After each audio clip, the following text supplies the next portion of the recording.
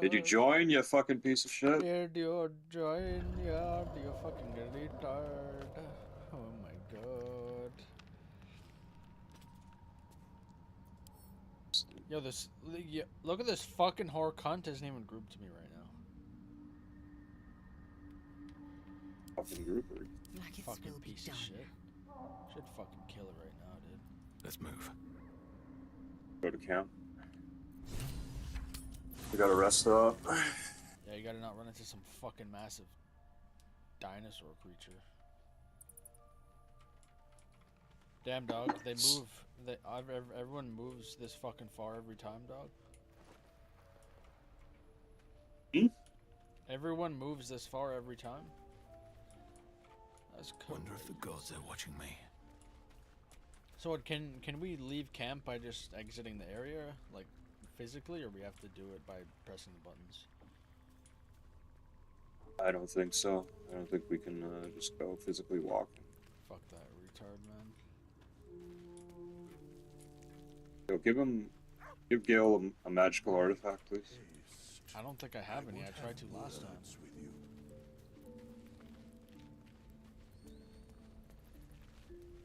My condition likes being ignored as little as I do. Okay. Oh, I have a sword. And soon. Yeah, give him that then. Thank you. Now Dude, he just came. Be 2 hours until he needs to die again.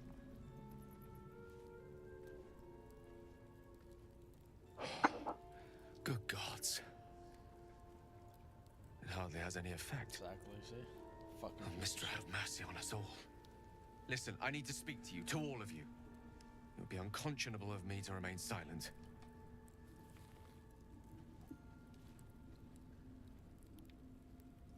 I might just be about to remedy that. You have to know who I was. You have to know who I really am. What I am He's is Jesus. a walking shadow of the promise I once held. I'm what one might call a wizard prodigy. Who from an early age could not only control the weave, but sorry, I compose want it. this guy to fucking Much like die, a man. musician or a poet. Such was my skill that it earned me the attention of the mother of magic herself. The Lady of Mysteries.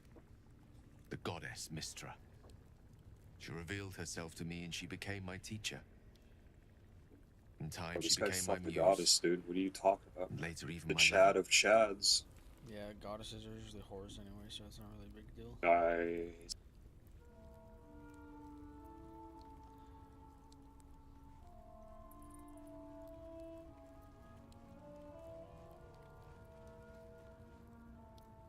Oh, yes. We enjoyed each other's company. Body, mind, and soul. But even so, I desired more. You see, no matter how powerful a wizard we mortals can become, we never scratch more than the surface of the weave. Mystra keeps us in check. There are boundaries she doesn't let us cross. Yet, every time I was with her, I stood on the precipice, gazing into the wonders that lay beyond. I sought to cross her boundaries.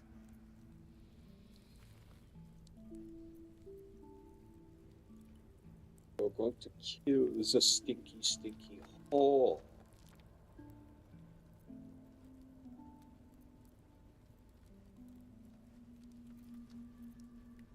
Is this third one like is it I a have dead no end? fucking idea, dude. Faggot, you've played this game, you fucking faggot. Do you think I remember how many fucking years ago you I piece of shit? think my methods. Remember everything else but every other I game. tried to yeah. convince her. I pouted. I pleaded. Swore my ambition was only to Alright, serve ask her me something better. about another She game, see if I smiled and told remember. me to be contented. I'd have to remember about it as Inconceivable well as it to seems ask to me her. now, Exactly, I shared a bed fucking with a cunt. goddess, and yet I wasn't satisfied. So I sought to prove myself worthy to her instead. We come now to the crux of my folly. Shall I share the story behind it, or would you rather head straight to its sordid finale? At least he lets you fucking skip all over that shit. Should I say later? Huh? I said sure, you cut. Make Didn't say shit, haste. faggot. I would have words with you. Suffice it to say, I was mistaken. Nice. I obtained the fabled book and took it into my study. As for what happened next, here. Place your hand over my heart. Let me show you.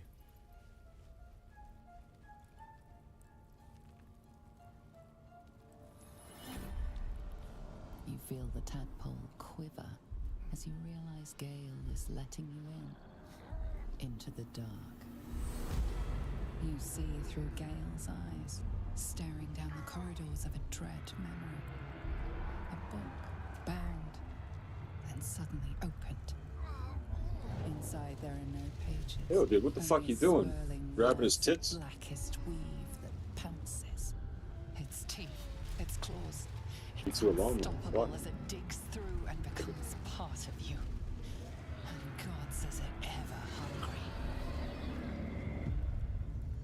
4, 9, and 13 more.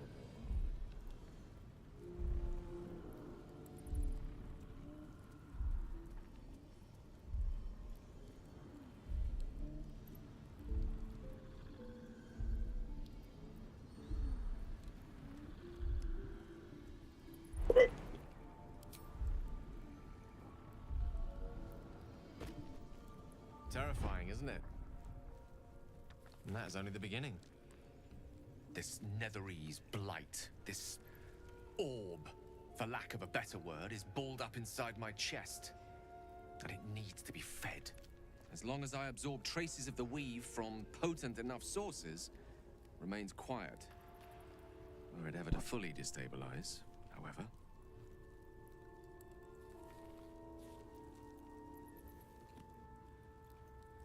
I will erupt.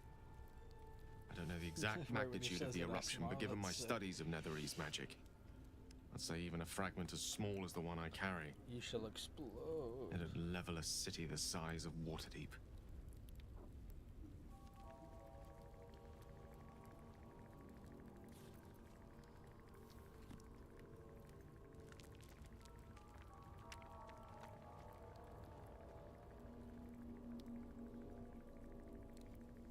Come. Do There you, are important matters to discuss. Have any issues if I say this? I'm not listening. I got Perhaps that is what I deserve. Combo, I don't know what you're doing. But you deserve no such thing. What are you doing? To kill me is to unleash the orb. Huh? All of this. It must feel like a betrayal. Say the word, and we'll part ways.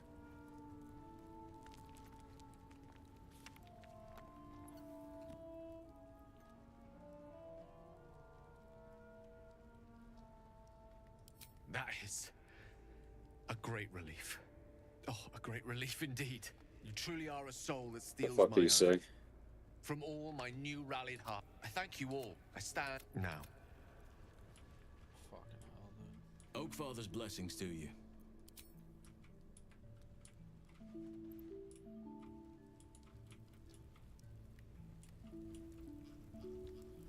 Damn dog, it's a Dendu. Ah, another. Thy name has been recorded. I shall be here in thy camp for whenever thou hast need of my services. There are many answers to that question. None are important.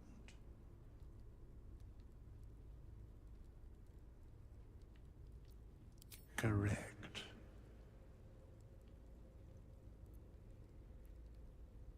No.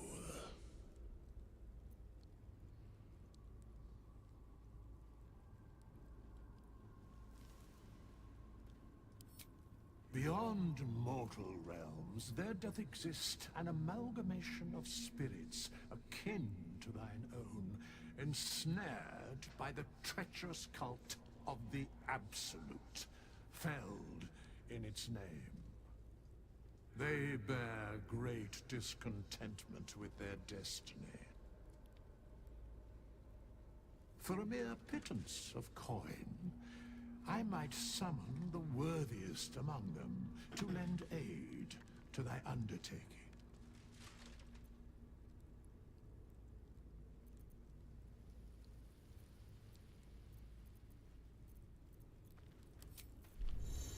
We didn't get the results that we wanted or the results that the supporters and the fans deserved. So it was tough, and it always sucks to disappoint people.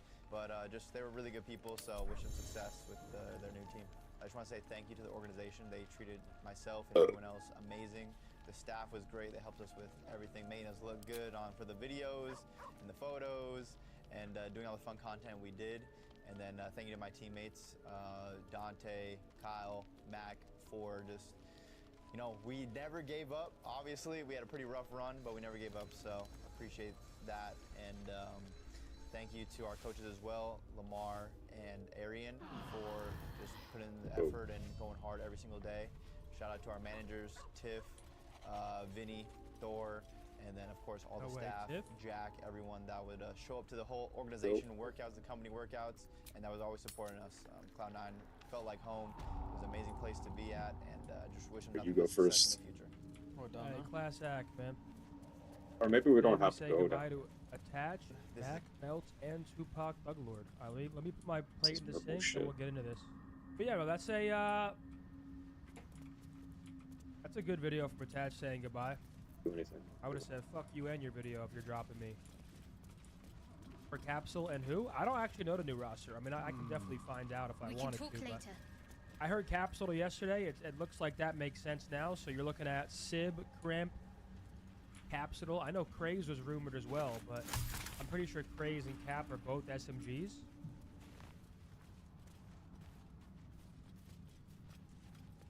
Merc to Cloud9. I could see Merc to Cloud9.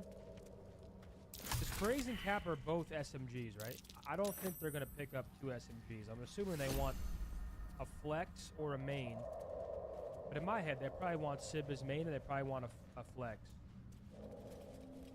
Rumored Craze fell through. I don't really understand that. Like, what does that mean, Craze fell through? Like, it's not like he said no, so they probably just wanted to move on from him. Some question, how do contracts work in CDL? For teams that make multiple moves, is it costing them a lot of money? Is that why teams just leave the roster? It's a case-by-case basis. Some players have a severance clause where, for example, let's use me as an example. Let's say I was on Cloud9, and I negotiated the clause in my contract that if you drop me, 84 HP. you have to pay me 6 months' salary. Take that. I think There's 2 of them. That might sway them to not drop me. Or One some players have a fine. bench salary, so you have a starting salary that's X, and then a bench salary will be significantly less. It just depends on the team. It's a case-by-case basis. What up, Drew? How are you, bro?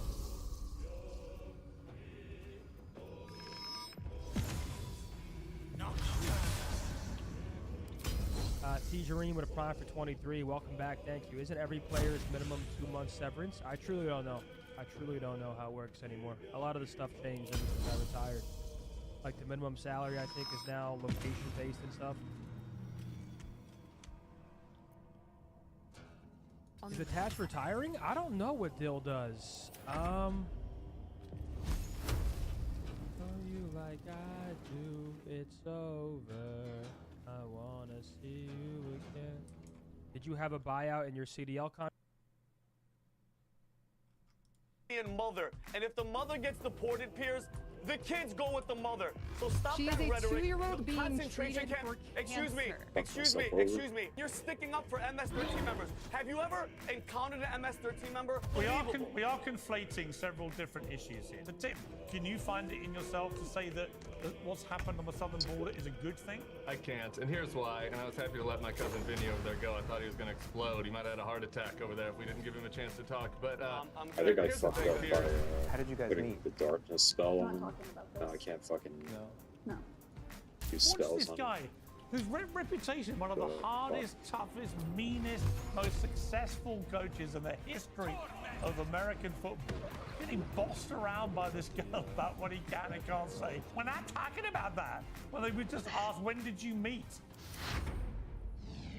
The problem with obsessing over a president's first 100 days is the general sense that everything is now or never, boom you're or done. bust. 3 months to deliver a program that was 4 years in the making for a long slide down to midterms, and then beginning the whole process again. Well, President Trump scored a volley of popular early wins on things like trans women in sport, sealing the US border, and rolling back DEI. But it's the tough stuff, namely tariffs and wars, that will really define his presidency. It's going to take a lot longer than 100 days, he thinks, to figure them out. Well, the funeral of Pope Francis brought Trump and Zelensky together for an extraordinary head-to-head this weekend. The first time they've met since the infamous Oval Office bust-up. Democrats are upset that Trump wore a blue suit to the funeral, as did Biden and the Prince of Wales. MAGA is upset that Zelensky didn't wear a suit at all, which of course the Pope never did either. A bit like 100 Days itself, it's a silly sideshow compared to a conversation that did either. MAGA is upset that Zelensky didn't wear a suit at all, which of course the Pope think that it does. I'm sad that I finally got to go when it was no longer relevant. You mentioned there was no comedian. I want to point out the event was still very much a joke. It was very strange for me to be there. I have to admit, the program started a few minutes in. My jaw dropped because I see a room full of journalists basically applauding themselves, patting themselves on the back for admitting that they missed the story of Biden's cognitive decline and will never make that same mistake again. While I'm remembering how many times I was attacked for bringing it up, how many times countless people on the right or even those completely unaffiliated with politics were attacked for bringing it up.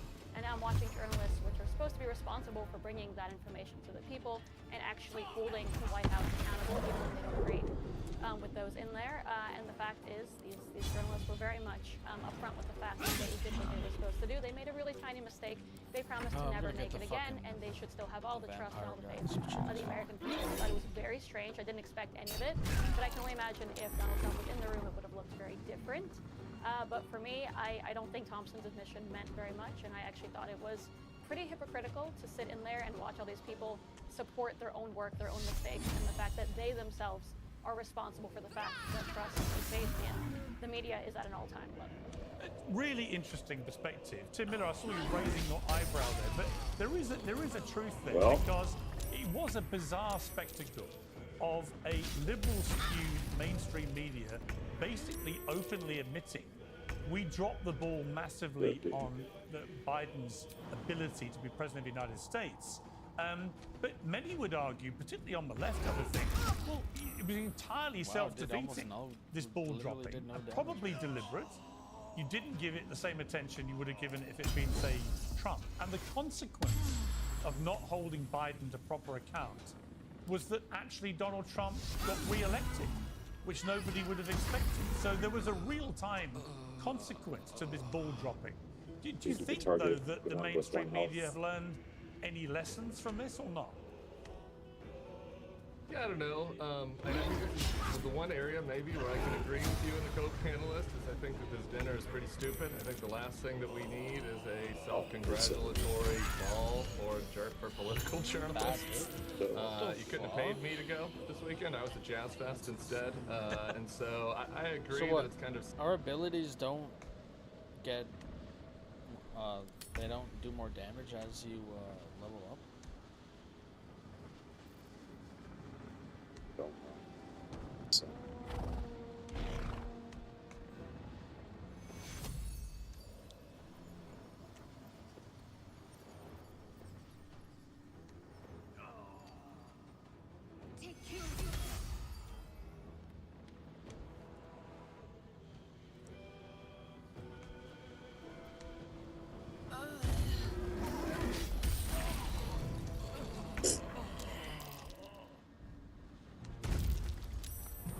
What did I...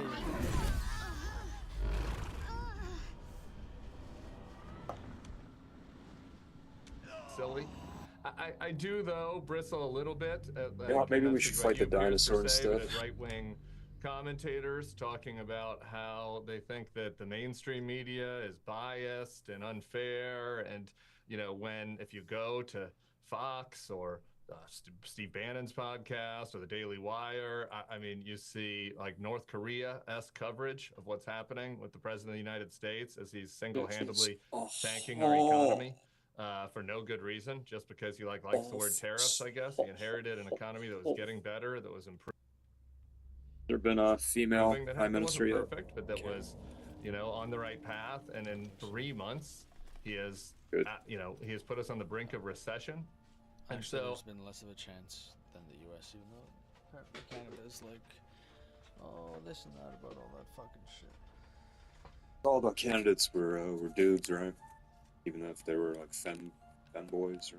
No, there was some rabbit-looking chick. All right, yeah, you can leave camp. What?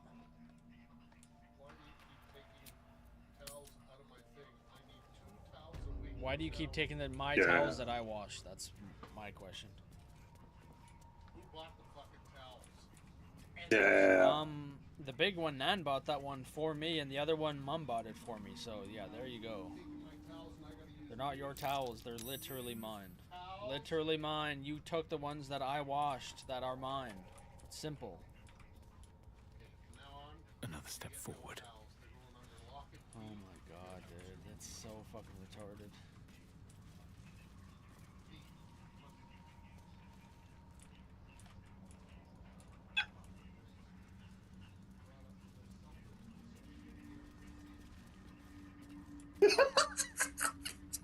Dude, you fucking shower and then come down and use the fucking washroom down here. That's retarded. Use one bathroom. You wash your feet after you shower? Like, what? You do. You do. You come down here to wash more shit. Like, what the fuck are you washing? Wash it in the shower. Your fucking cheese grater feet scrubber.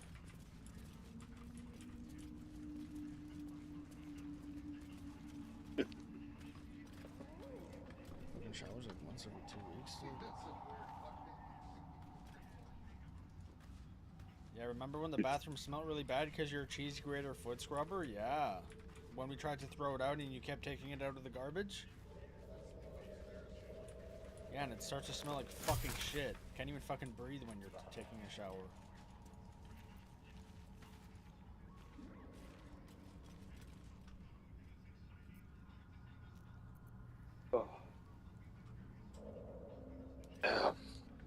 I think that the coverage on Fox and on other right-wing media outlets is, if anything, worse. This than time I won't mainstream use the media's darkness coverage of film. Democrats. It's not perfect by any means, and so I just don't know if the right-wing media folks have a lot of great credibility when it comes to demanding unbiased coverage. All right, Vinny, two things there. First of all, let's talk about the admission at the White House Correspondents' Dinner. And by the way, I agree. If the president's not there and there's no comedian, there is no point to run back It's if you pure can. navel-gazing by With the distance journalists. between I went. It used to be the convention. After And you, if you were a news anchor, and I was at CNN for 4 years, you got to go with a celebrity. I got taken by Goldie Hawn to the White House Correspondents' Dinner. We ended up partying at the Vanity Fair party. That is glamour, ladies and gentlemen. I had a great time. Then I went with Gerard Butler on a mandate the year after. So those days are clearly long gone. So I think the event has probably had its time. But the admission, Vinny, and welcome back to Uncensored, always great to have you. The admission that the media dropped the ball on Joe Biden from one of the award winners on the night, saying, me included. Many will say, well, why did you drop the ball? Was it an accidental dropping of the ball? Or was it a quite deliberate ignoring of the obvious fact that he was incompetent because they didn't want to help Trump in any way? And ironically, by not doing their job with Biden, many might argue that's how Trump got elected.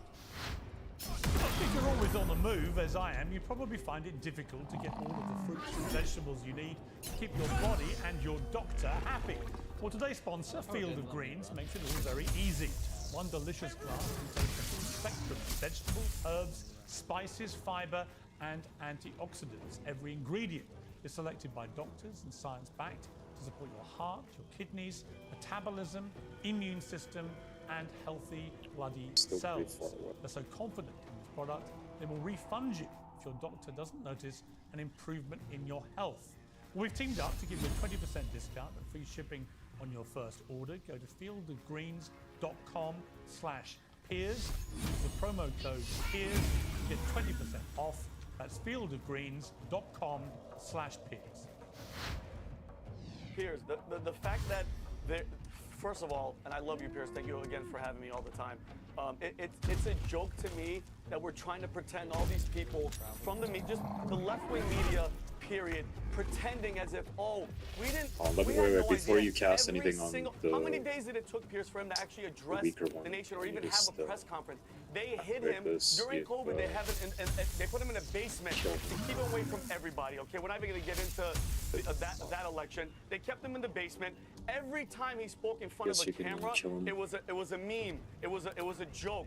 Everybody knew, Piers, but they were told to shut up and they were told to play ball. Okay, because they had to do it because he was put in there to do whatever the hell that the left, the Chuck Schumers, the Nancy Pelosi's, and all of them wanted to do, and which they did, destroy the country, Piers. Because I made a list, Trump, Piers, of this first 100 days since we're going to talk crap. Border secure, mass deportation, the terrorists, which that gentleman doesn't like. I think the adjustment's going to happen and we're going to kick butt. Signed up, you said this, protect the women in sports, energy dependence, they're trying to drill, cut DEI and CRT and climate cult funding, designated the cartel terrorists. Piers, the list goes on and on, but the fact that the left-wing media is up there patting themselves on the back, and all of them, Piers, they're all making the adjustment. From Chris Cuomo to Stephen A. Smith, everybody now is like, oh, we messed up, guys. We're not like the left. They're exactly like the left, Piers. I'm not going to give them any leeway. They all knew, but they kept their mouths shut because it's not Trump. And Piers, no matter what Trump does, they're going to complain. If Vinny, Trump with the help of Elon Musk, let me jump in. So I don't disagree with some of what you said there. Here's just playing devil's advocate. What would you be saying if Joe Biden had suddenly unleashed a tariff war on the world that nobody had ever seen anything on this scale before, and the immediate consequence was a massive tanking of stock markets and the US economy? Wouldn't you be raging about it? Now, I happen to think that this will play out probably in a way that's nowhere near as alarming as it currently seems, but that remains to be seen. As things stand, there is no doubt that it's caused enormous short-term damage and volatility to the US economy and stock markets. Wouldn't you be the first raging about this if it was Biden? No. Well, yeah, Piers, you know why? Because Biden is not Donald Trump. He's not a master negotiator. You can't even put two in the same breath, Piers. What does Joe Biden or what, Janet Yellen or any of those people know about anything with business and power moves, okay? I would be tripping out because I'd be like, who the hell is telling him? Donald Trump knows exactly what the hell he's doing. And Piers, all that fear-mongering of April was the worst month the stock market saw since the Great Depression. We had the biggest bounce back, but nobody from the left said shit. Sorry for my language, Piers. I would be astonished because I'd be like, where did this come from Biden? Trump knows what he's doing, Piers. And like you said, it's 3 months. Piers, everybody needs to calm the hell down. Everything is happening. The adjustment needs to happen. We're going to be fine, Piers. Give it a year. Give it 2 years. We are kicking ass. The rocket is taking off, Piers, but everybody's worried because it's shaking on the way up. Everybody needs to stop. And the last point I was trying to make, Piers, is no matter what he does, they're going to complain. If Trump, with the help of Elon Musk, stopped an asteroid that was about to hit Earth, the next day CNN and all these leftists would complain that he's polluting the world with asteroid debris. He can't win. He can't freaking win. Okay. So, Piers, I'm tired of hearing all these soft people. I'm just tired. It's over. Why does your dad want towels from you? But theft would be paid for painfully, 1,000 times over.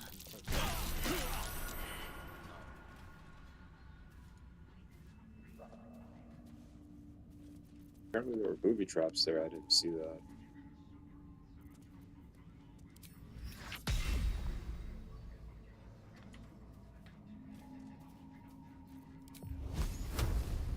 Your sour face is tired, Shadowheart.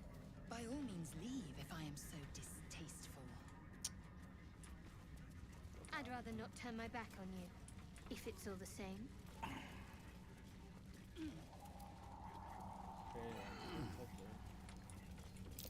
That might be worth a look.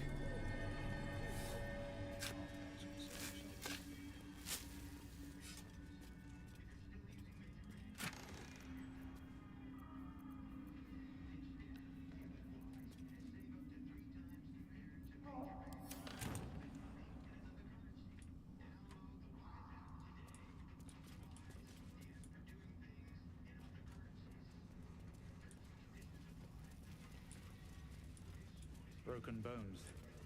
Must have fallen.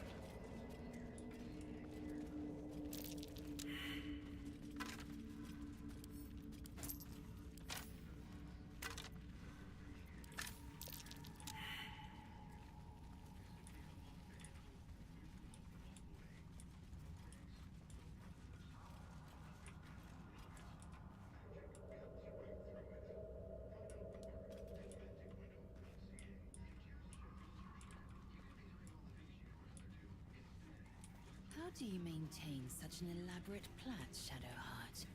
The craftsmanship is impressive. Now that you mention it, I can't remember. You know, it'd be stupid if we had to Another fight memory lost, fucking perhaps? dinosaur. Regardless. If you let me watch your technique, I might learn it from you. Maybe, if you keep a respectable I mean, there was distance.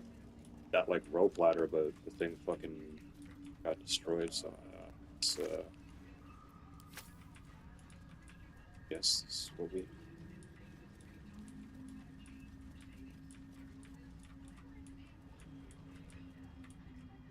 There's like these spore things that I Unless you want fucking to deal with. go across here. You see that? Where? Yeah, like you see the edge. Like you can get over there, right? Oh yeah. Get over there. You have to go back and then go to the side. You have to drop down, I think. I don't know if you die if you drop down. Oh, you can go at the window, I think. Maybe. But those things are gonna like shoot us, right?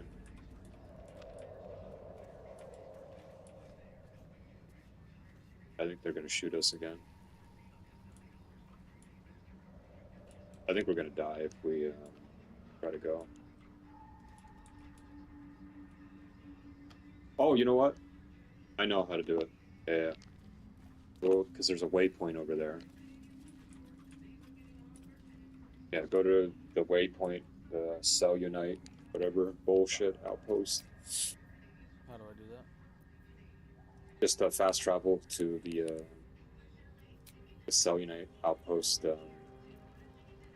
sigil or Do whatever I have it's to go called. back to the camp to do that first? How do I fast travel? I don't. You know how you open up the map? Oh, what is it called? Cellunite? Yeah, Underdark Cellunite outpost. Yeah, there you go. Yeah. Guess it's this window here. See this before?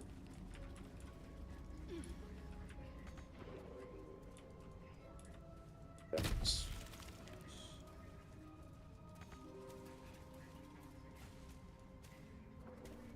Oh.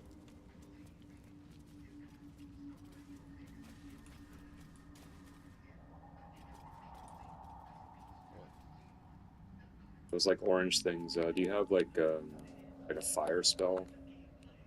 Can I hit it with Something. an arrow? Yeah, I think so. I think you hit everything wrong.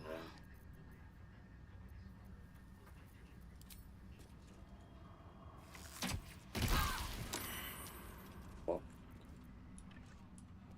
so next time I'll stand further back. I'll just destroy this one too. Good. I was gonna say those things are gonna make these things come alive or something. Probably, yeah, I think so.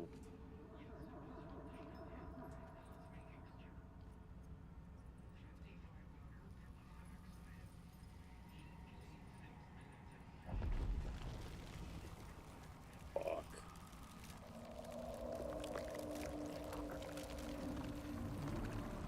Well, we're fucked.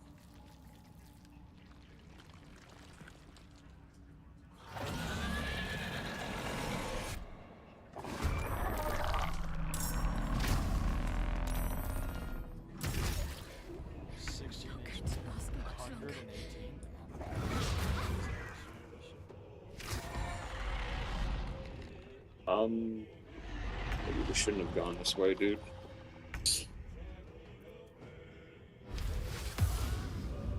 Where the fuck is this guy? Gotta fucking walk out of the darkness.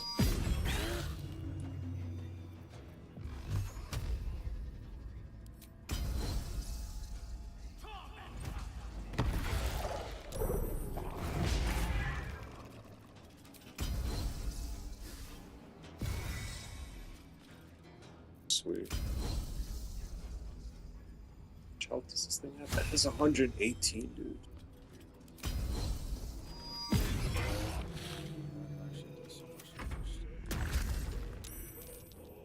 Oh my god, he's just gonna keep fucking unfreezing them, dude.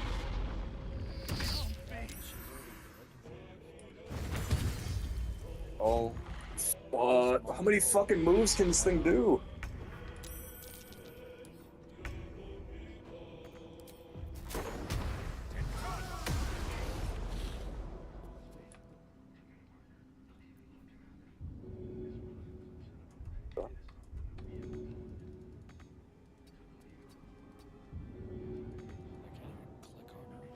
Yeah, you already used your move,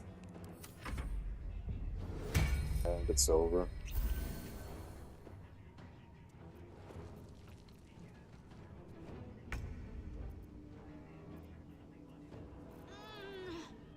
You know what we should do?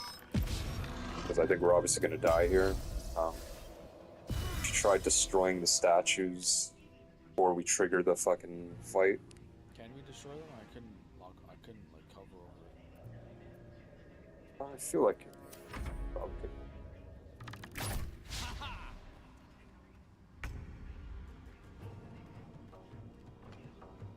Nobody gives a shit anymore. And why would you go to a dinner where you know the left is all going to talk shit about you? Well, he doesn't need to do it. He doesn't need to show us. That part is certainly absolutely true.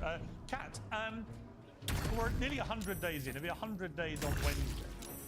What is your overview of the Trump 3-month reign so far? People call it a reign because they think he's behaving like a monarch. I'd have no problem with it, but obviously Americans don't like that. I mean, yeah, that's part of the reason that we're not a part of England anymore. I would say that it's been disastrous. I mean, yesterday I was at a veterans rally for people who had been laid off from their jobs because of Musk's Doge, for people that aren't able to get health care, who were exposed to tar pits overseas when they were serving, for people who are struggling with the care at the VA as Musk and Trump cut it. And concentrate this is on the only the fucking red part in the tentacle district thing. that I'm running in. I feel talked like to that once so we many kill older it, people who are like, all these I don't other have a guys are 401k fucking dead. anymore. And as much as Vinny wants to say, like, wait a year, wait 2 years, people can't wait a year or 2 years right now because most Americans can't afford an emergency $1,000 expense. And this isn't only limited to blue areas, this is also in red ones. Our allies can't trust us. We seem volatile. Wait, who the fuck was that? Is that just some random guy? Just on the economic front, and that's not even counting how many people in this country are terrified for their very existence, for the existence of due process. I mean, you can say, well, criminals don't deserve due process. Well, due process is how we decide whether or not you're a criminal. We absolutely need it, and the answer isn't deporting people to concentration camps overseas. Okay, do you see any successes for Trump so far? Ooh, good question. I mean, he seems to be Gulf doing of his America. Because they don't have that like pink shit around them, they America become seems like a really friendlies, good I win for guess. him. I'm sure that he's No, it's a serious question. I personally I just want to know No, whether I want to know whether you can genuinely bring it into yourself to say, yes, he's done this really well. I am genuinely thinking about this. I think that there is something to be said of, I personally don't like Project 2025, but they are accomplishing the goals in there. And I don't mean that in a snarky way. If that is what you want to do, then they are doing that well. I mean, what's extraordinary to me, see, I would take everything you say a lot more seriously. Does all that with 2 health left. What is indisputable is that on the southern border, there's been a 95% drop in the number of people coming over illegally. That I is guess they're clearly, friendly now. demonstrably, in... You just revive them. By the demon web. It has been so long. Dawn dead. I need need to think. Fucking retarded.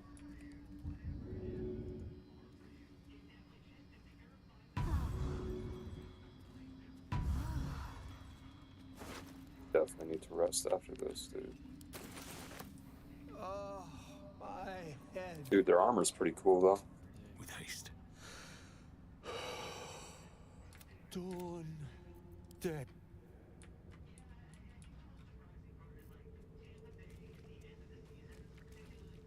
Dawn. The drow is silent. The wizard. Our employer.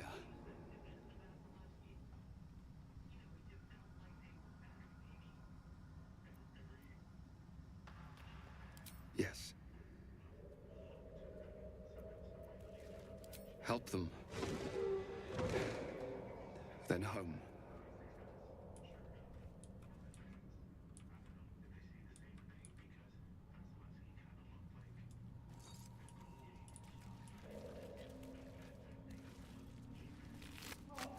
Oh, Sassunate and Crack. A pity Dawn cannot say the same. You still breathe after taking that tone. Let that be your thanks. Fucking assholes. Go to camp. Did not expect to fucking fight that.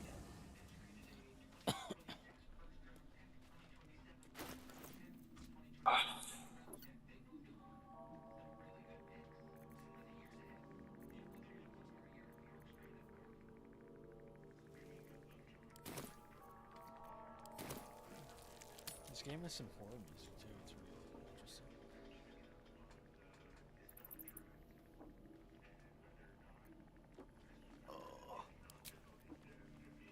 Alright, I'll be back.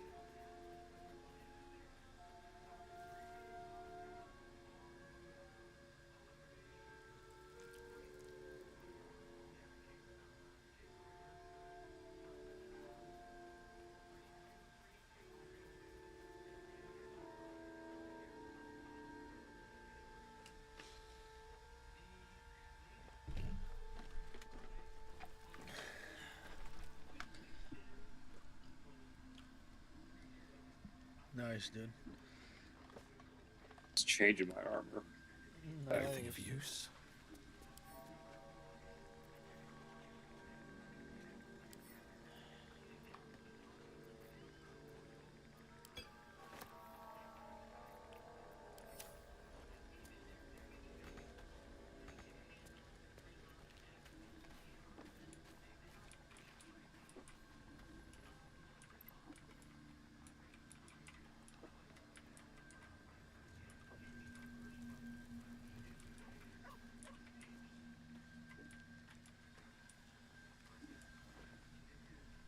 Inarguably, and non-partisan, inarguably, a fact, and he should be celebrated and acknowledged for that. But it's being completely ignored by many on the mainstream media, and this is my problem with it, is that the anti-Trump sentiment is always so intense that no one can even bring it upon themselves to give him credit for an obvious win for America. That is an obvious win for the United States. There are many other things you could quibble with. How do I swap out the I guess it's like the slot of 4 things is where you have your flasks? Where can I swap those out? I have no idea.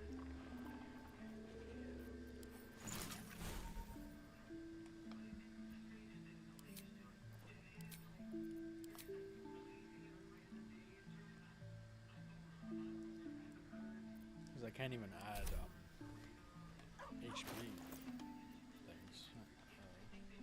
Healing potions, I don't understand. I left the count, so.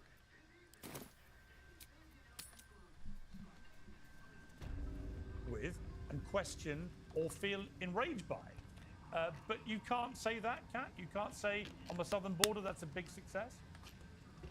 No, I think that the way that Trump is treating immigrants, this is a country that's built by immigrants. My dad is an immigrant. These are people pouring in illegally in their millions over the southern There border. are people that are seeking asylum, and we Well, they're need not to all have- speaking asylum. You know that, Kat. No, Come on.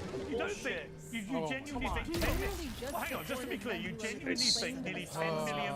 Hang on, being shipped to a concentration in El Salvador. Kat, we're not talking about the ones being shipped to prisons in El Salvador. We're talking about the reportedly 10 million people who came over the southern border in the Biden administration. You think they're all genuine asylum seekers?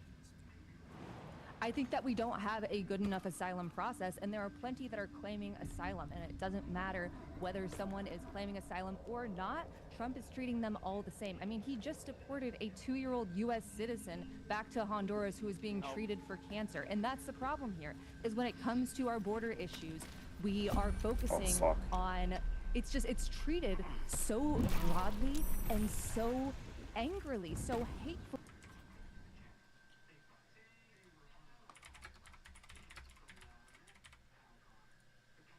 Is very Steve Bannon. Steve, great to see you.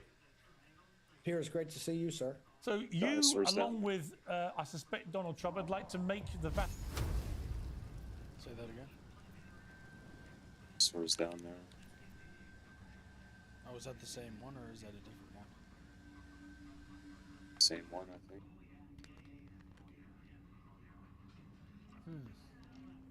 I assume it can jump all the way up here.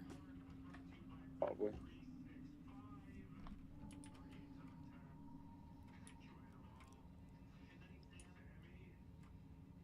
Oh yeah, it was up here, right? And then it went down there, so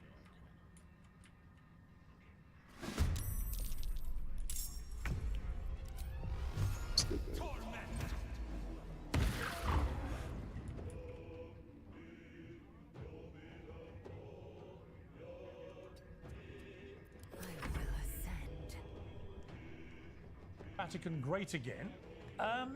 In all seriousness, I presume that you would like to see a much more conservative pope from what I've seen you say so far. Explain what you would like the next pope to represent.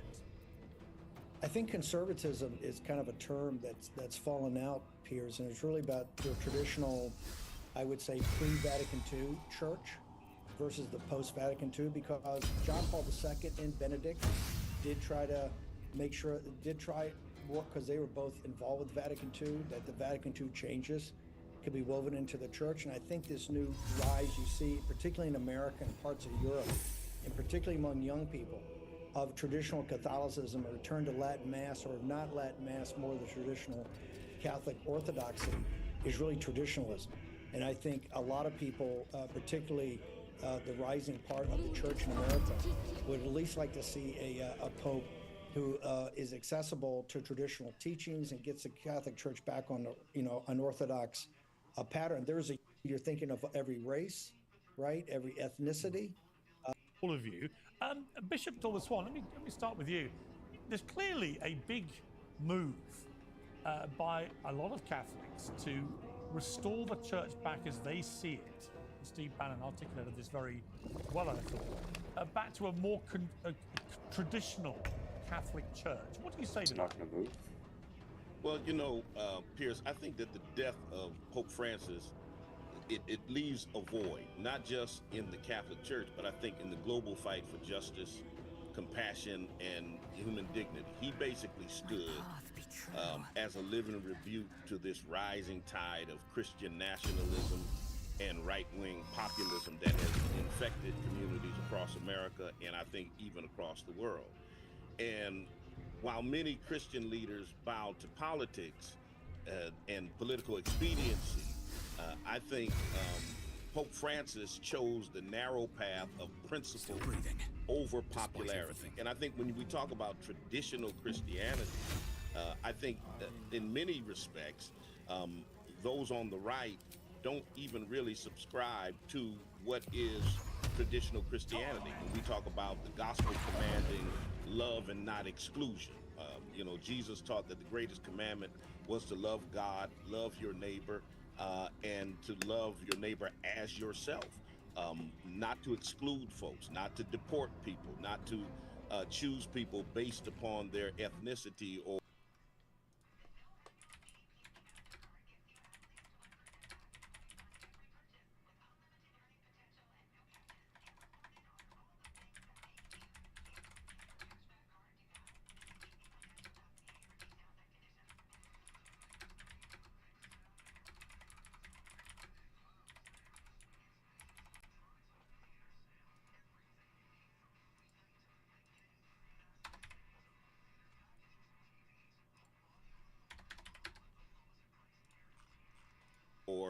their nationality. So neighborly love and inclusivity is really the Christian doctrine, and I think that the right-wing Christianity and Christian nationalism has strayed far away from that. So I'm not sure what they want to bring it back to, but I think Pope Francis was steering it in the right direction. Okay, Jay Dyer, I can see you pulling some faces there. You clearly don't agree, so why?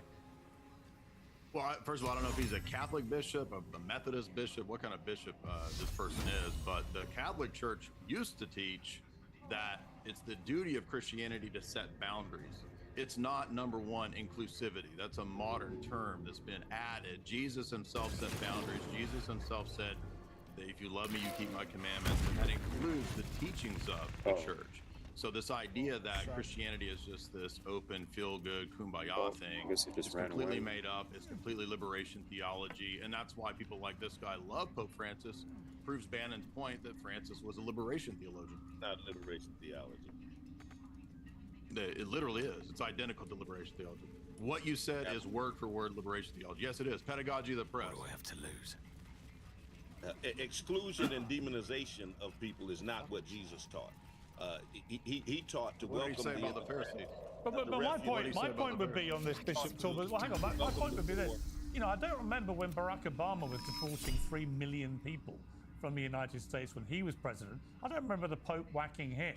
It did seem to me that Pope Francis, who I personally had a lot of time for and respected hugely, but when he went out of his way to attack Trump, I did think that was deviating out of the norm. You know, why should Trump be attacked for his immigration policies when Obama, a Democrat president, had deported millions of people? Well, I think the major difference is Trump ran his campaign on the promise of mass deporting individuals. Well, what's the difference? I mean, one promised to do it and then didn't do it quite as much as his predecessor. Obama deported way more people than Trump ever did in his first term. Way more. Well, and there were many, and particularly those of us from the liberation theological perspective, who condemned Obama for those deportations. But the Pope did. The popes of the day. I thought you weren't a liberation theologian. I thought you weren't. Now you are. I didn't say I wasn't. I said what you were saying was not liberation theology. Okay, let me bring in Roger Stone. Well, Roger, let me just start by reading something you posted on X. The day after the Pope died, Pope Francis essentially gave the Chinese Communist Party veto power over who the bishops of the Catholic Church could be in China. Because God's judgment is perfect, Pope Francis burns in hell for his accommodation with evil. Did you really mean that, Roger Stone? Well, it may have been a bit extreme, but here is the point. When I grew up, and I'm relatively, I'm relatively new in my faith. I was baptized a Catholic, but I've also only more recently been redeemed in the blood of the cross. But let me say this: when I grew up under the Catholic Church of Fulton Sheen, the Catholic Church was a bulwark against anti-communism, or against communism, against authoritarianism, whether it was in China, or whether it was in Russia, or whether it was in Poland. So yes, I find the accommodation with the Chinese Communist Party, which is one of the most brutal, vicious regimes on the face of the earth. This is a place where those who practice Falun Gong are arrested and their organs are harvested. I find accommodation with evil to be evil itself. The Pope's embrace of Marxism, his acceptance of a crucifix from the leader of, I think it was Bolivia, that was off of something that shouldn't walk over endured with a hammer and sickle. That is not the Catholic Church of Pope John II that I prefer. Okay, Alberto Cuti, I can see you nodding there. Do you agree with Roger Stone? I'm a Cuban American, so I wrote the Pope a letter in 2015 when he went to meet with Fidel Castro, the dictator, the oppressor. My father was a political prisoner twice, and I said to the Pope directly, and I love Pope Francis, by the way, but I disagree with him in his politics. He said straight out, I said to him, listen, you condemn capitalism quite frequently. You never condemn communism and socialism and all the harm that it has done. I mean, communism is, in fact, an atheist doctrine. It rejects God. And so for me, it was very difficult, as a Cuban American from this community, to see the Pope, who we believe is the successor of St. Peter, the Bishop of Rome, who we look up to and admire, as someone that would go and embrace the oppressor and not the oppressed. And there were people who wanted to meet with him, by the way, the ladies in white in Havana, who protest after Mass. There were people that wanted to meet with the Pope and wanted to be heard, but they made no time for the oppressed. They did have time for the oppressor, and that was very offensive to us as the Cuban American community. Yeah, Bishop Talbot Swan, what's your response to that? Well, I think he would be accurate if that's the case, because I believe wholeheartedly what the late James Cone said, that any authentic theology must affirm that God is on the side of the oppressed.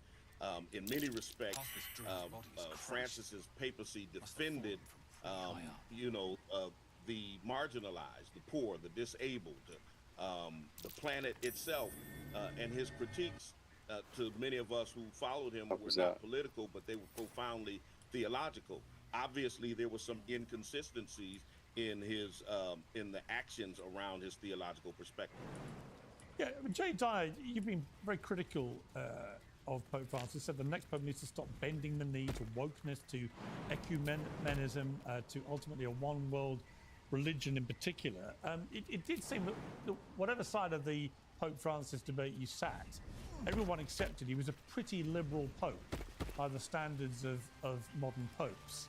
And, liberalism in the sort of more progressive interpretation of it has been repudiated all around the world pretty much in political elections, which would lend some succor, I would argue, to the thought that maybe the Pope should move with the actual times, which is to be perhaps a bit more traditional, to be less progressive, that actually many Catholics have actually recoiled against the attempt to make it more progressive. We can talk later. Yeah, but the problem is, and when Bannon was on earlier, he made some great points on this issue. But the problem is that you've already dogmatized the documents of Vatican II in the Roman Catholic system. So there is no way to go back to a pre-Vatican II church or to create some new reform movement. There's multiple statements from the Vatican itself, particularly Francis, more recent in 2017, even said that the reforms of Vatican II are irreversible and magisterial. So there is no way to go back to some pre-Vatican II church. It's just a fiction that a lot of traditional Catholics tell themselves. And of course, I'm a big fan of Francis because he is a great apologist for Orthodox Christianity. We've had more people convert to Orthodoxy under Francis than ever before. So he's sending them our way, and I don't think you're going to get anybody better than Francis. They're all going to be Francis 2.0. Yeah, that's very interesting, because I think that is likely to happen.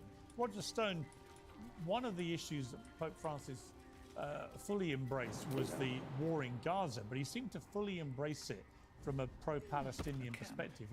I think he famously, every evening, he telephoned a Catholic church in Gaza throughout the entire war, right up to his death. Every night, I think he made this phone call. But his position seemed to be so partisan, if you like, towards the Palestinian position on it, that Israel removed condolence tweets to the Pope it had put out and only sent an envoy to the funeral. There was a perception he was quite anti-Israel.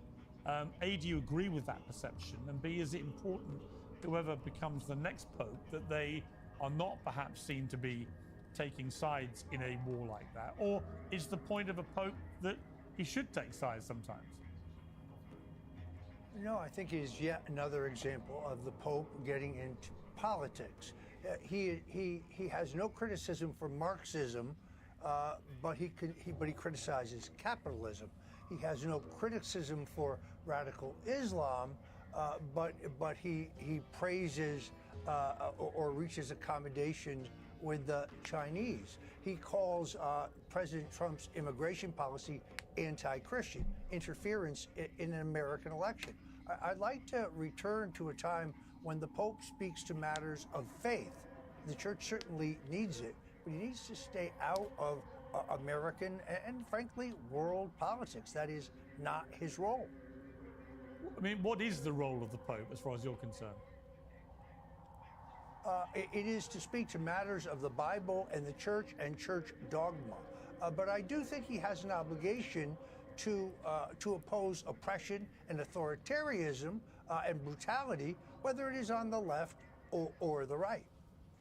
Okay, Alberto Coutier, there's obviously a huge battle going to rage over who the next Pope should be.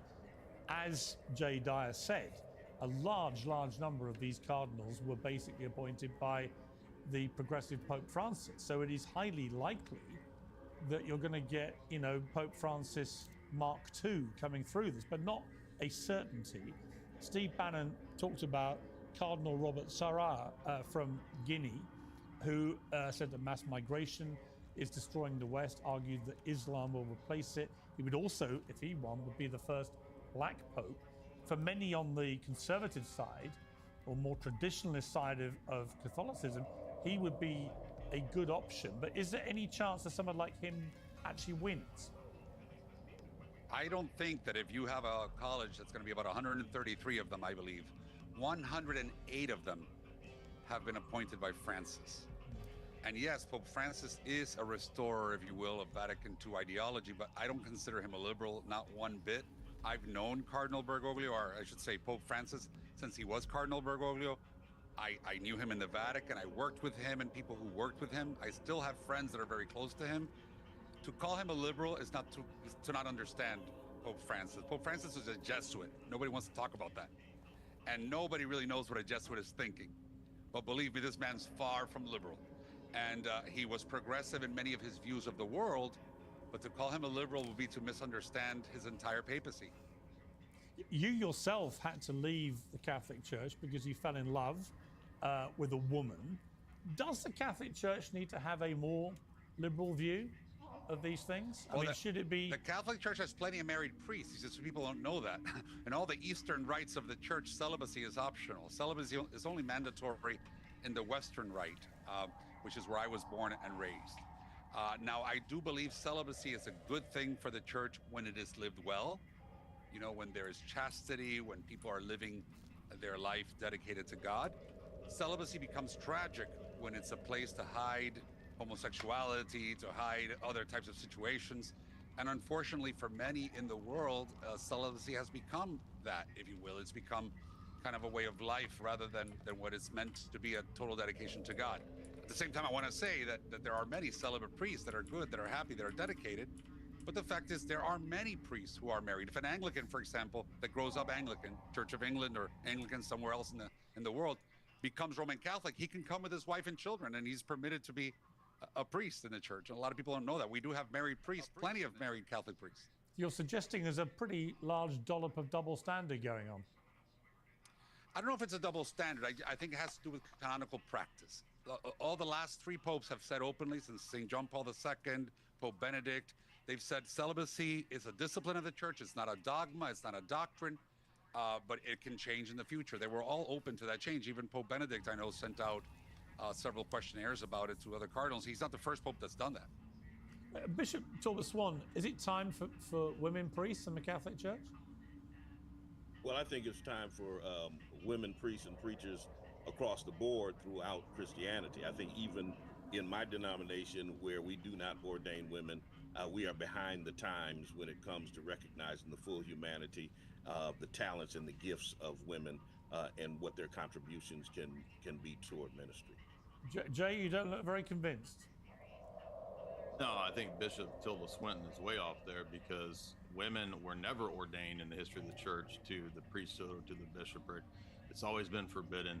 And again, it's just liberation theology that he's pushing. And then he says he's not personally pushing liberation theology, but actually it is liberation theology. He's already contradicted himself. That is what you said. That's not what I said. Literally, everything said, you laid out was liberation theology. What you described as liberation theology was not liberation theology. I never said I said your definition, your opening statement.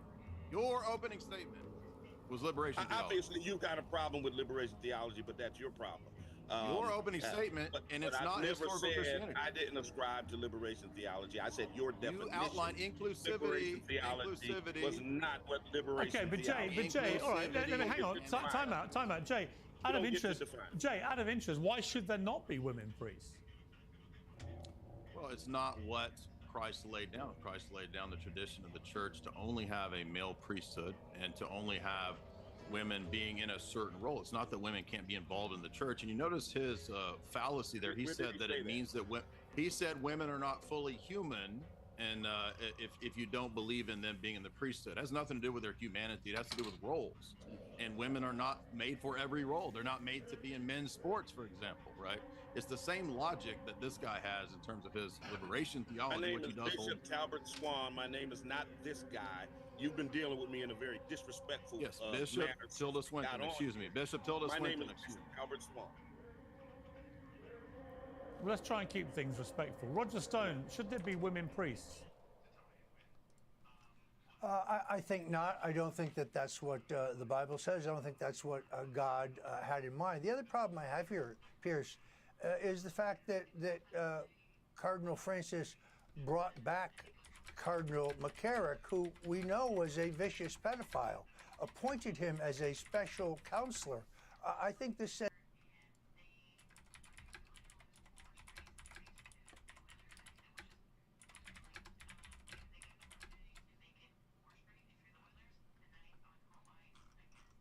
a terrible sign.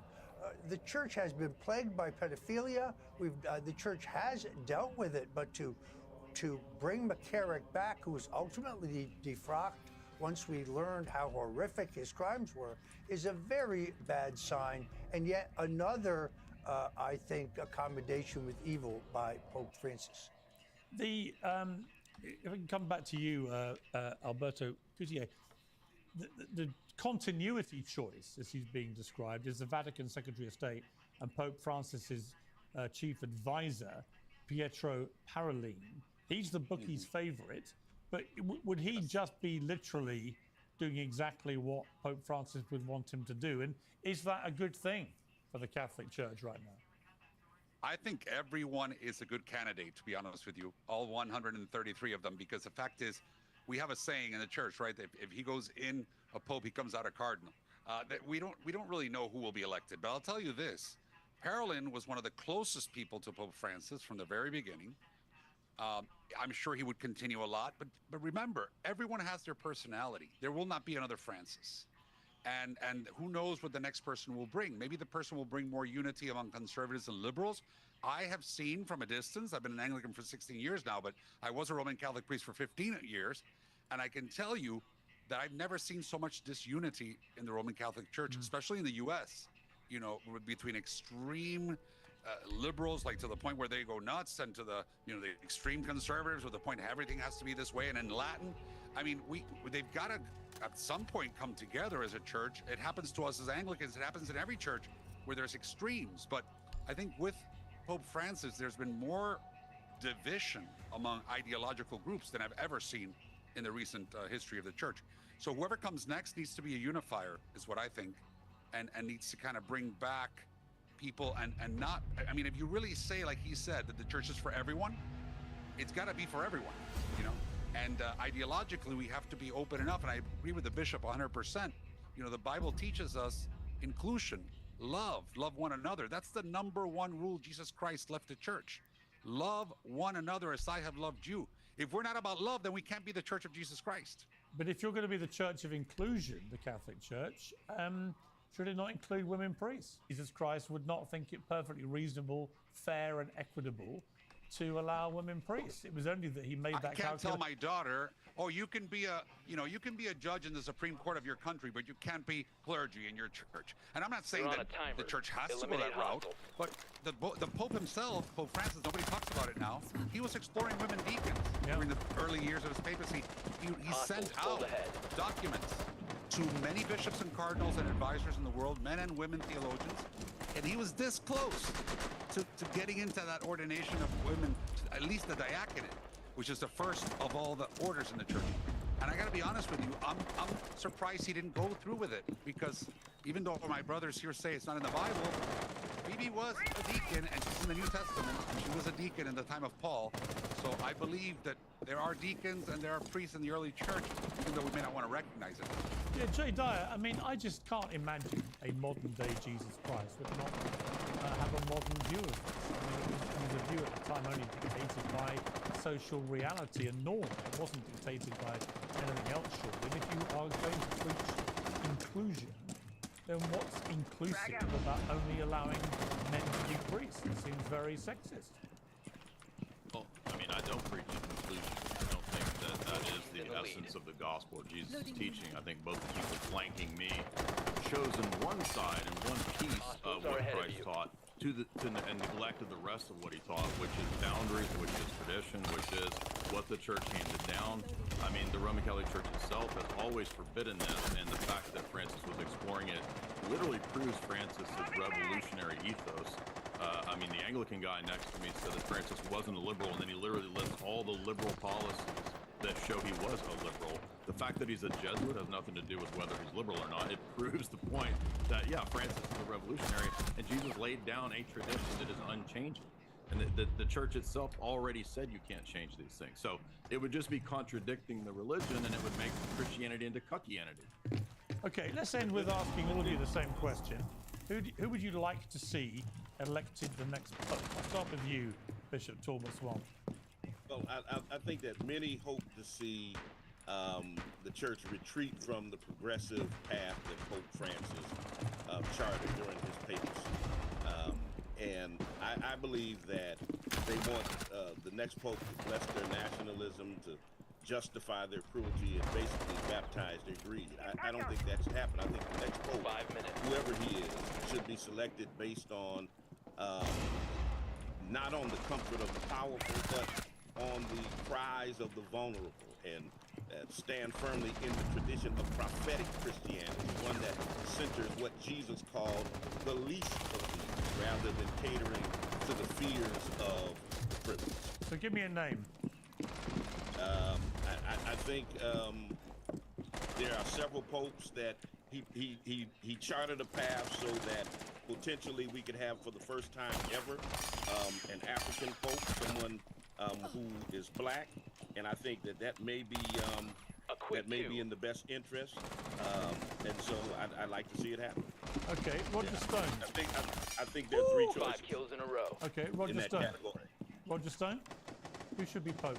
Well, first of all, that was a bastardization of what we believe. But secondarily, I guess I would go with Cardinal Sarah as my first choice. Cardinal Erdo of Hungary is my second choice. Keep an eye on the dark horse. That would be Piazzolla, who I think is a very interesting choice who may be able to bridge this gap and have a more unified. Okay, Alberto Coutier, your choice. I hope he uses the name Francis II, just because I do believe that we need more of that Franciscan spirit in the church, the humility, the simplicity. I love the shoes, by the way. I don't know if you saw the shoes in the casket. Normal working man. Speaks a lot about the man. But the other thing is this. That young Filipino, Cardinal Tagle, he's an Asian. The church in Asia is growing leaps and bounds. And that would bring someone young, energetic, like John Paul II was when he started his papacy. And I really do believe that someone like that would be great. But I say it again, whoever God wants, that's who I want. Okay, Jay Dyer, who should be next pope? Well, Katy Perry went into space and contacted the divine feminine, so I guess the guy's flanking me. Maybe Katy Perry would be the next option. She's a woman. She's met the divine feminine, the goddess, out in space, and maybe we need to evolve into worshiping the goddess. Katy Perry to be the next pope. Let's leave it on that bombshell. Thank you all very much indeed to my panel. We will await the puff of white smoke. Thank you. Piers Morgan Uncensored is proudly independent. The only boss around here is me. If you enjoy our show, we ask for only one simple thing. Hit subscribe on YouTube and follow Piers Morgan Uncensored on Spotify and Apple Podcasts. In return, we will continue our mission to inform, irritate, and entertain. Do it all for free. Independent, uncensored media has never been more critical, and we couldn't do it without you. You know, he got elected because people thought he was best in handling the economy. And he has overwhelming support. Even Tim talked about what he did with, and what he is continuing to do with DOGE, coming in and cleaning out these agencies, pulling back, slimming down the bureaucracy. It has to be done, or we will lose our country. We're not out of the woods just yet. And thank God for President Trump. Joe Biden had 100 excuses for why we had inflation. Do you have any plans? Not really. Then I'll get Taco Bell, KFC. So that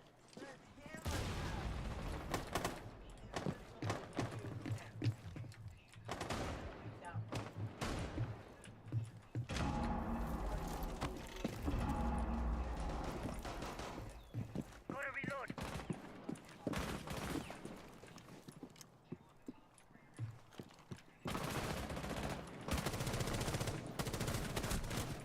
One minute left.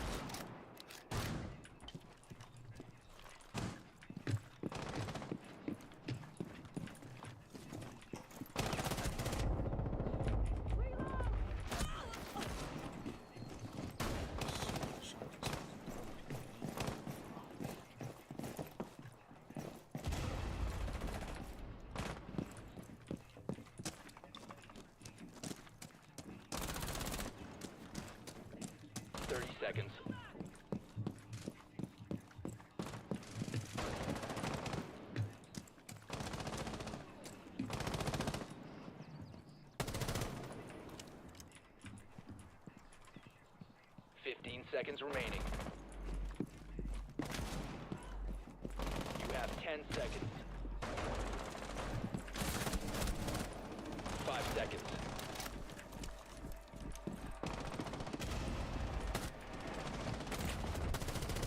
Clock's run out. Hostiles win. Open border, high gas prices, all kinds of problems. He had 100 excuses. President Trump simply needed 100 days to get things turned around. I can't wait for the next 100 days. Frankly, I wish we could have him for the next, 10,000 days, because we need a fighter like President Trump for the long road. Give me one criticism of the 100 days so far. Boy, I really don't see any criticism, and I'm not saying that because I know him and I like him. I'm saying that because he's done a great job. I mean, he's a human being. Every once in a while, he might make a tiny misstep. I can't off the top of my head. Pretend he's Joe Biden for a minute. Enemy Try Overwatch that. has Answer this the area question covered. again. Fall back. You know what? Honestly, if he was doing the things Joe Biden did, if President Trump let inflation go through the roof, if President Trump opened up the borders and allowed children to be trafficked, fentanyl to be trafficked in, if President Trump was trying to start up wars rather than bring about peace, I would be very critical of him. Trust me. I'm very realistic. And if he were doing things that were dumb and stupid, I would be all over it, calling it dumb and stupid. He's doing things that are strong, that are brilliant, and that I believe will help restore America and return us to our greatness. All right, well, Cenk Uygur, welcome to Uncensored. You're laughing, I suspect, not in a way that indicates fulsome support for what Ms. Lakers is saying. No, not fulsome support at all. All right, so first, usually, obviously we're always fair, right? So in the beginning, he comes out and he closed the border, and that's really popular. That's what people elected him for. He does a lot of executive orders. Now, a lot of those in the beginning, very beginning, I disagreed with instantly, but some of the later ones were more disastrous, but it looked like there was action being taken. So, and it showed in his polls. He'd already won the popular vote, and then he added to that lead in his polling, and that's back when, of course, Republicans believed in polling, when he was above 50% and popular, etc. And then what did he do? He pulled a Trump. He can't help himself. He loves his authoritarian tendencies, to put it mildly. He loves testing the limits of what he could do. He started talking about third term, started saying we're not doing due process, we're not listening to the courts, etc.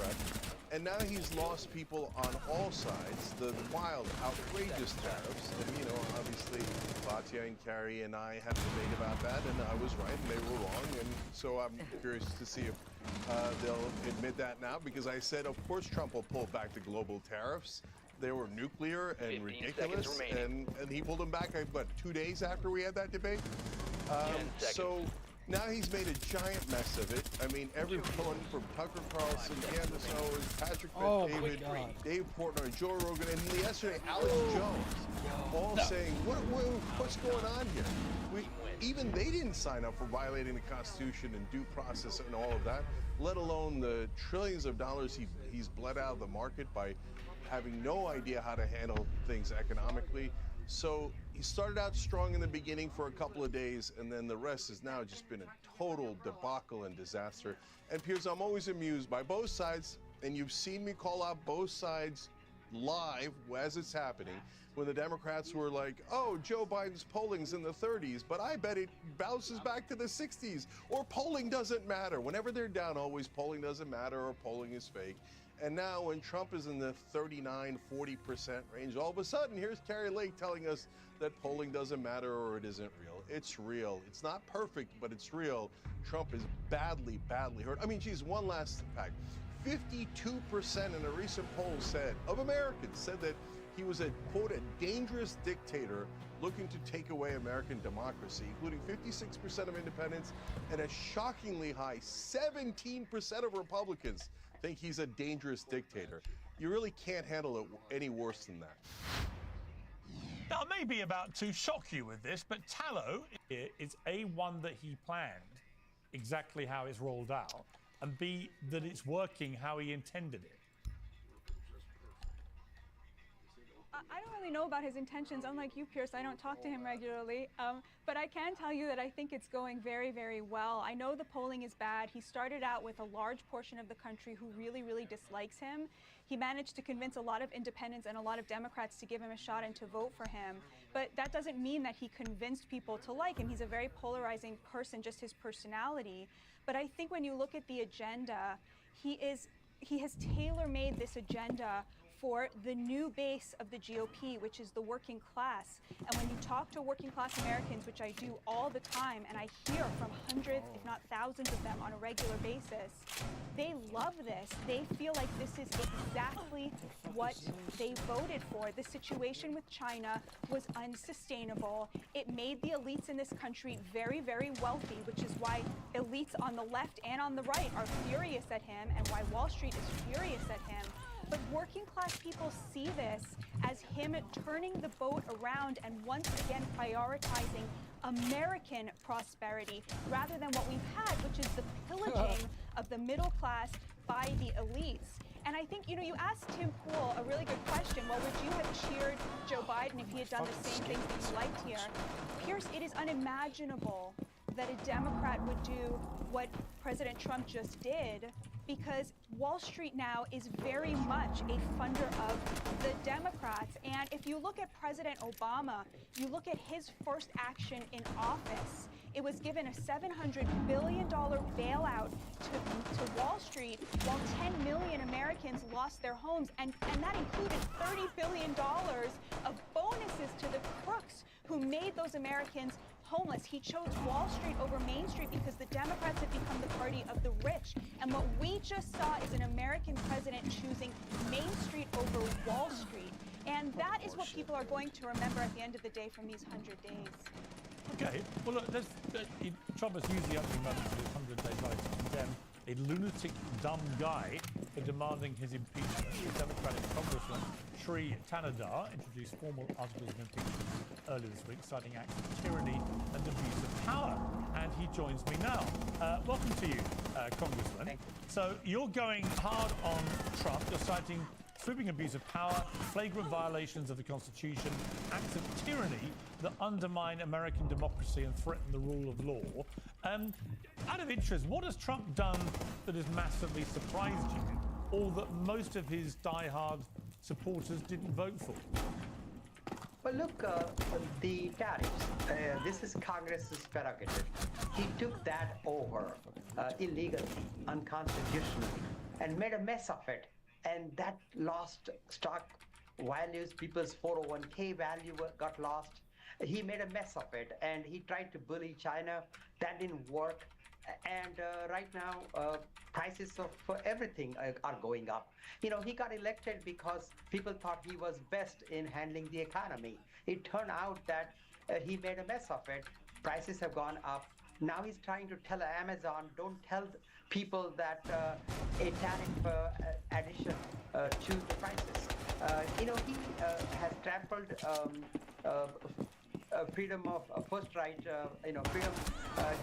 Supreme Court 9-0 decision to bring Garcia back because he did not get the due process. Trump said he ignored that ruling. He just said yesterday that he's able to bring him back, but he will not bring him back. So he's defying Supreme Court, and that was the last straw for me. And that's why I introduced the articles of impeachment. Make sure the smoke goes this president outside, must like, go. holy fuck. He has done unconstitutional act, illegal act, and this cannot stand. I mean, again, I'd simply say, what do you think that he's doing that his supporters didn't expect him to do? He said, I'm going to sort the southern border out, which he indisputably has done. I'm going to get very, very tough on deportations of illegal immigrants. And all right, there are one or two cases which have got the headlines, which are certainly, in my estimation, worth examining on a due process question. But the majority of people have been deported. There seems to be no question mark over.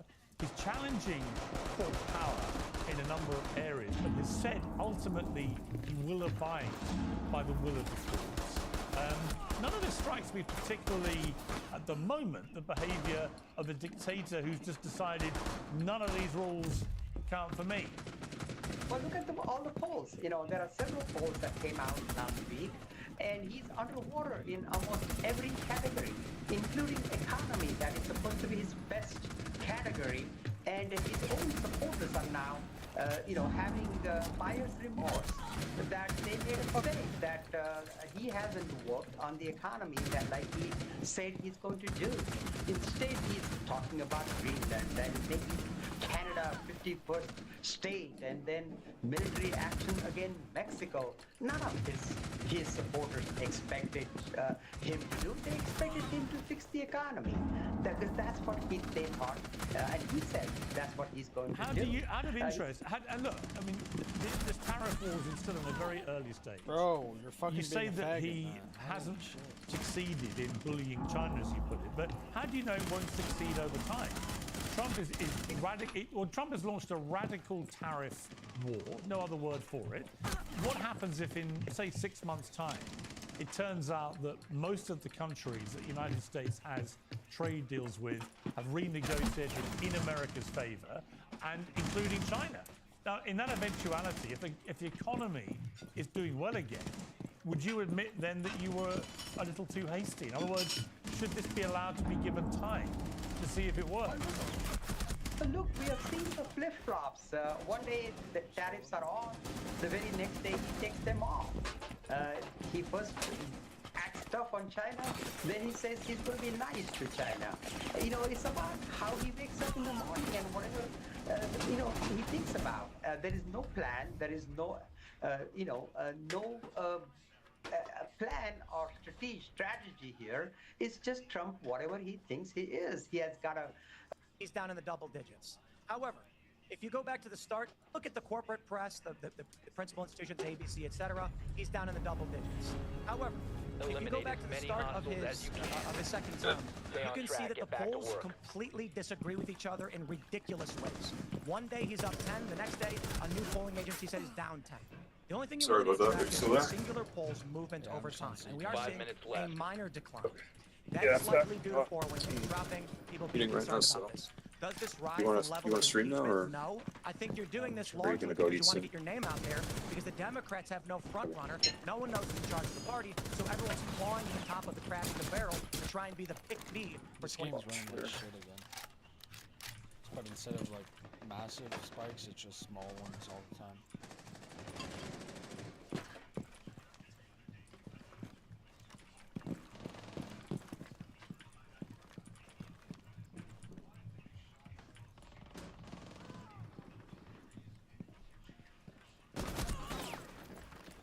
This free for all. Yeah, literally no sound, dude. Like,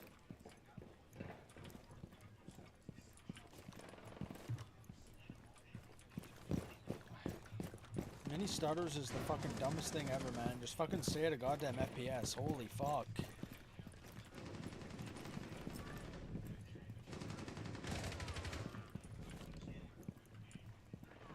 Sound in this game is horrible, dude.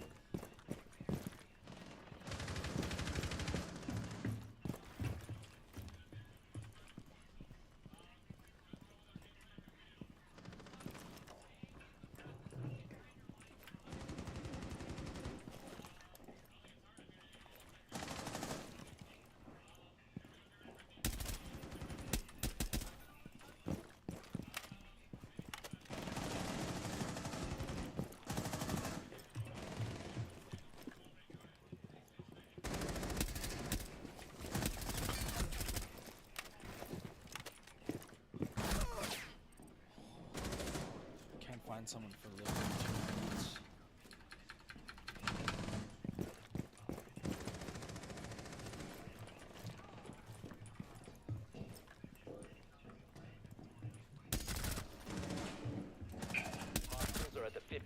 mark. Double kill.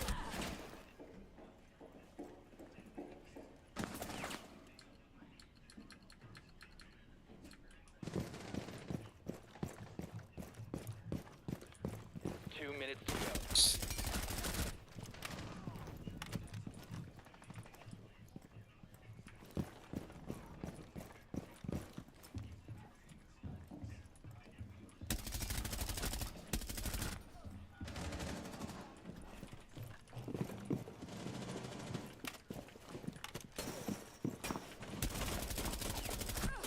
Dude, I can't even see. Dude, the fact that there's no kill cams in this is probably one of the dumbest things ever. And I spawn in him, dude.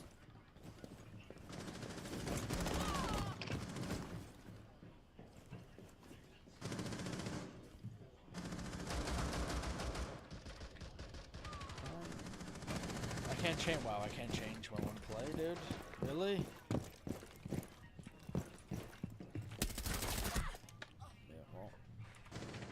1 minute left.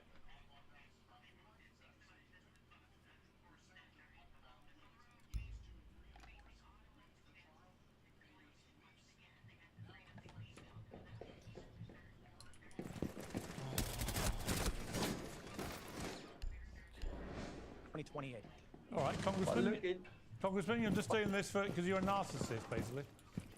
But look, in the first 100 days, his numbers are lower 30 than seconds left. any other president. You have to go back 70 years. And the only other bad numbers for a president in the first 100 days was Trump 45. So people have spoken. Is that why you're doing it? People are having a buyer's remorse. People are, I've spoken to many of Trump's supporters, and they are hugely disappointed by his actions, by his failure. Dude, what the fuck am I playing? That's It just recoils around his body? Okay, What a Carrie, fucking joke, Carrie, bro. what's your response to the congressman? Because there are lots of Fucking people saying trash-ass this, game, dude. and the Democrats have got their gander up a bit now. I'm gonna get off. I'm gonna go get dinner.